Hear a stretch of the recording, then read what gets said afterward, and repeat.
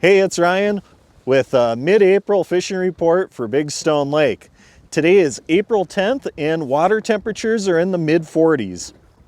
April 10th on Big Stone Lake is kind of significant for a couple different reasons.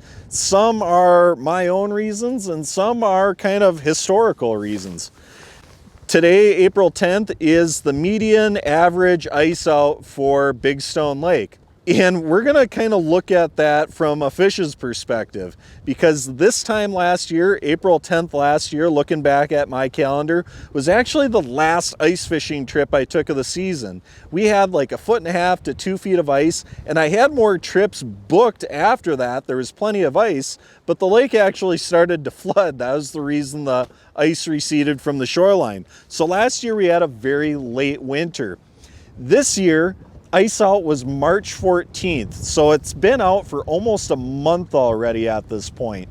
And why I say that has some significance to the fish, but it might not be as much as you think, is because even though the water temperature is where it should be for a walleye spawn, and even though the water temperature is creeping up into that area where the bass typically start to move up shallow, those things just haven't quite happened yet.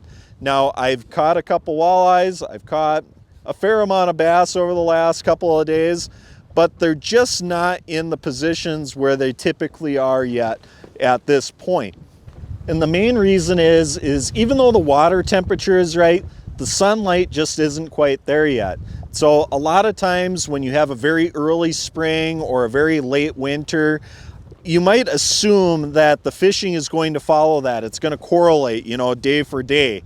And that just isn't quite the case. The fish are going to make the best out of what they have. So what I mean by that is when you see like a stat that says the walleye spawn between 42 and 48 degrees, on a very, very early spring like we have right now, they might wait until that 48 degree temperature. They might wait till the upper end of that threshold before they dump their eggs.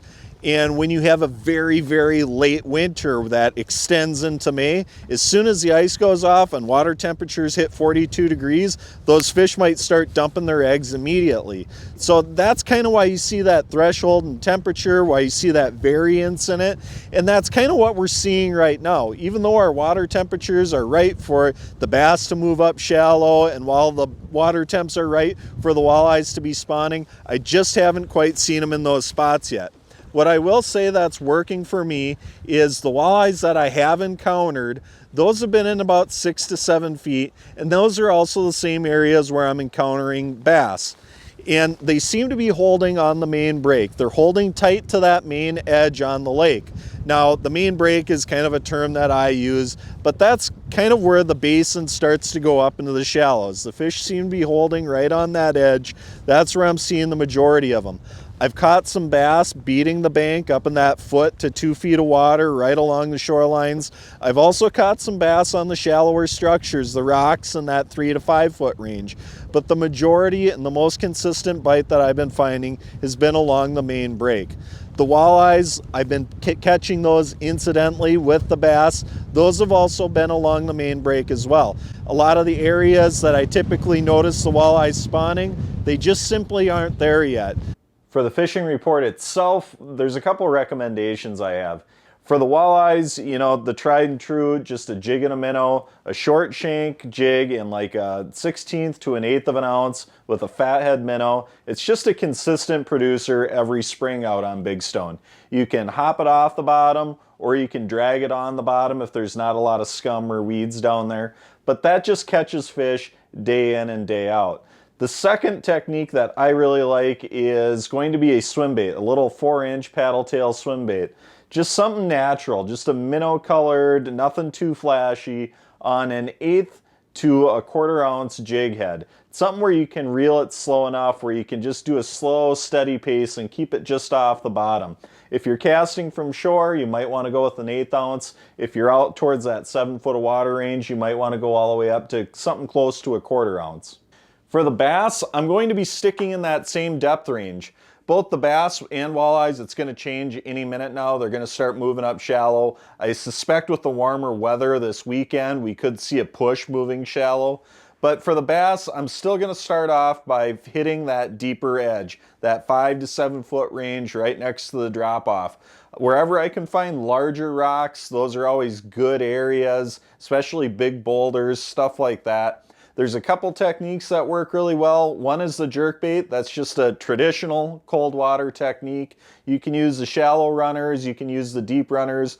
Sometimes I like the deep runner when I'm casting towards specific pieces of structure, like a particular boulder, because it just gets down a lot quicker.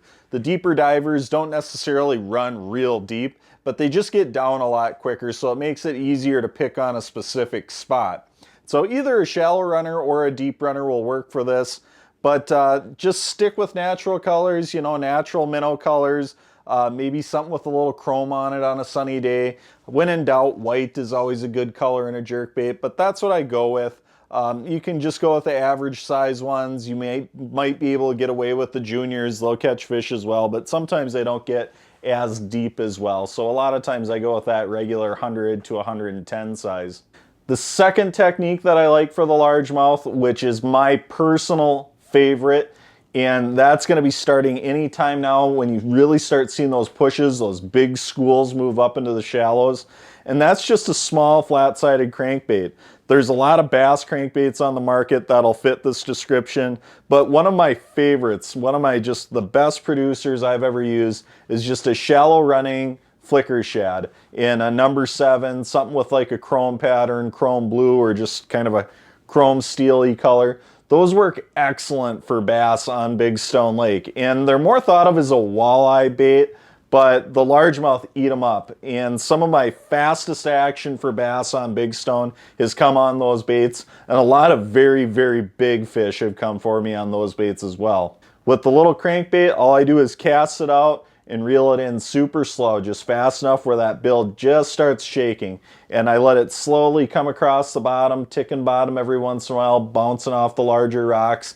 But it gets smashed, especially this time of year, before water temps hit that 50-degree mark. We have some great fishing opportunity on Big Stone. Spring is definitely the time to be here. So over the coming weeks, we have some extremely warm weather coming in this weekend. I'm hearing possibly 80 degrees. That's going to move things along very quickly. So if you're looking to get out here over the next few weeks, that's the time to be on Big Stone. We have some great fishing opportunities, trophy largemouth bass, and some excellent walleye fishing.